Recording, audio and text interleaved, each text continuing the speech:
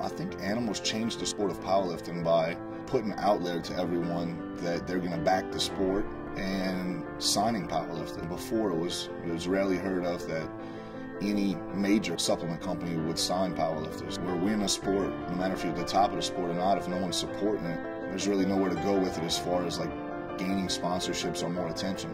Animals taking a role in signing powerlifters within the last 2 years and really putting a spotlight on the sport of powerlifting and trying to let people know, like, hey, there's not just bodybuilding out there. There's other strength sports. They just brought a lot of attention to the sport in general.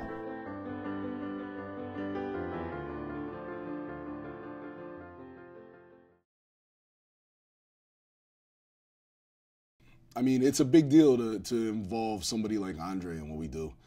One of the reasons specifically being that he's Russian, he doesn't yet have a grasp of the English language, and he is pretty much the strongest man who ever walked the face of the earth, right? So he's like shrouded in mystique and mystery, and is so ridiculously strong, kind of in a unassuming way, that it's shocking. He's like this grizzly bear of a man, but he's so almost innocent and like charming and happy to be there.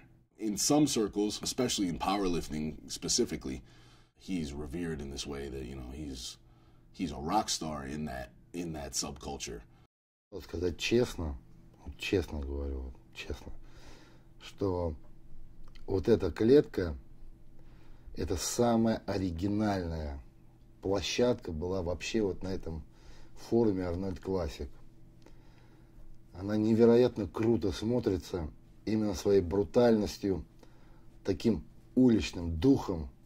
Такая брутальная площадка с такими парнями здоровыми, с этими блинами, с помятыми ящиками, с окрашенным забором. Это невероятно круто смотрится.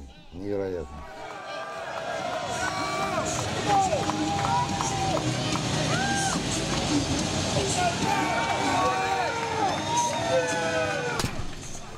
Я в него пришел случайно. Я уже говорил, что я в детстве любил гулять по крышам, и одной из крыш была такая антенна, которая прикреплялась большими блинами такими.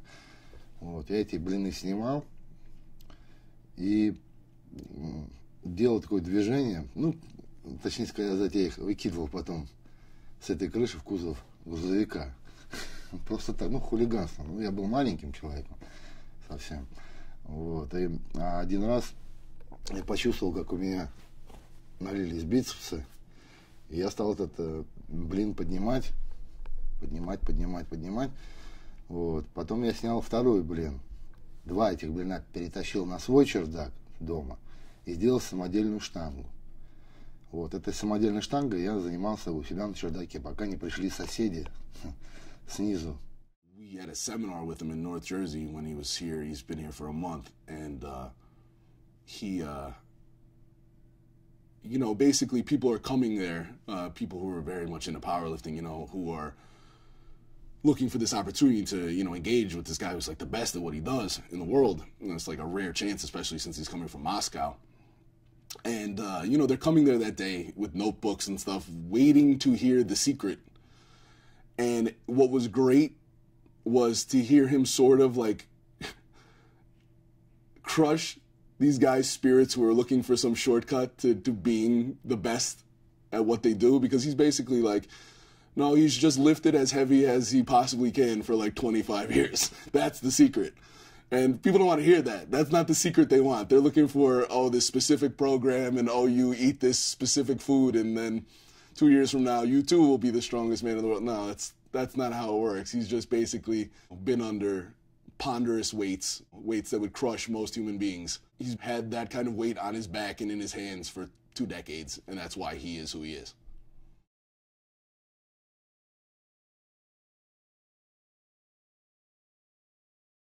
I get asked this question a million times a day. I get hit up all day long. How can I get sponsored? What are you guys looking for? And it's hard to put it into words, to be honest with you. It's not like, hey, you know, you win certain contest or you lift X amount of weight. There's an intangible with an animal athlete. It's someone who loves the sport, has passion for it, has passion for helping others, that will connect with our fans, loves to talk about it, and just has this intangible. It's hard. It's kind of hard to put into words, to be honest with you. You got to have good morals, good ethics, and be a great person. That's almost more important than what you do on the platform or on the bodybuilding stage. When I started working with Animal, it was about 1.5 years ago, and I'd always liked the the image that the brand had, and I'd always liked the I mean, that could start with just the print media. I would always see it in all the magazines, and of course witnessing it firsthand at the cage and seeing a lot of the lifters that I really looked up to, being involved with that.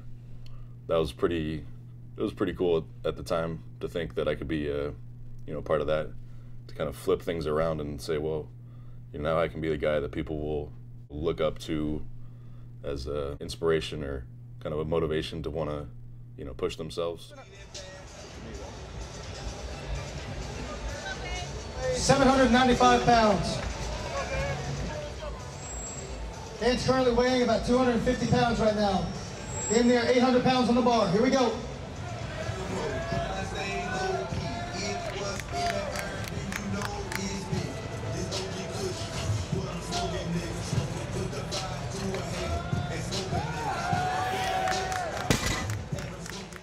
A lot of people's mind, I might have become one of the top lifters or the top lifter that they would expect to win at a certain event.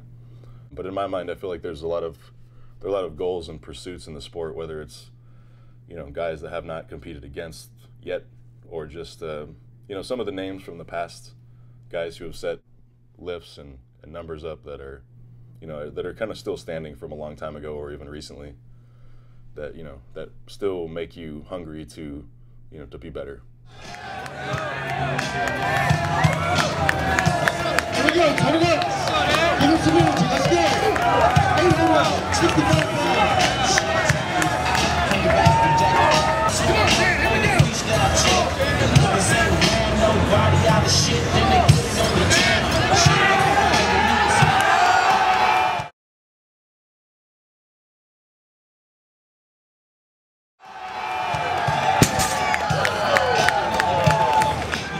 My hair gets a lot of attention, and I think for me it just started, with kind of the idea that when I had my son was born, his hair started growing out, and he had some pretty cool hair. He's a mixed race, so he's got just like a mountain of hair, and I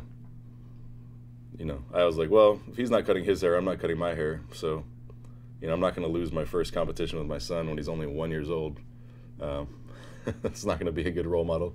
It's funny to look back and you can see from one meet to the next, the hair getting longer and longer, the weight's going up, and so I think it's a little people like to say that the hair is what's giving me my strength. Animal was my main sponsor, but now I actually have a second sponsor, a guy who runs a chain of hair care products. So he sponsors my hair. So now my hair is taken care of with their own products. You're in this place, you need to get over to the animal cage, because you're about to see a guy pull 905 pounds. He's a 242 lifter, 220 lifter, world record holder in both. Like we said, last time this was attempted and pulled in a meet, it's been over 20 years ago. Now this man back here, Ed Cohen, this is unbelievable, this is unheard of.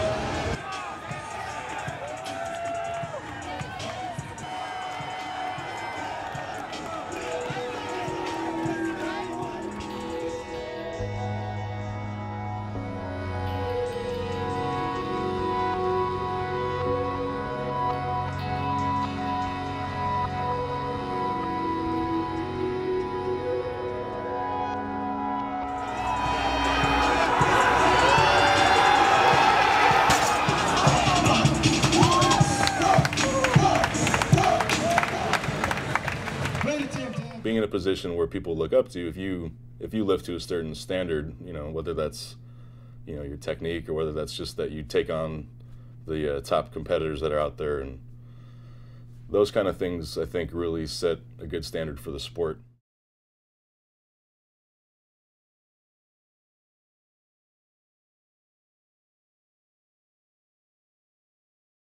Probably one of the first supplements I ever tried was Animal Pack. And I had a great, impression of the company then because I knew I got a product that worked, that I could feel a difference with. And then a couple of years later, I saw an ad, Shut Up and Train. It's a very famous animal ad. And that really just caught my eye.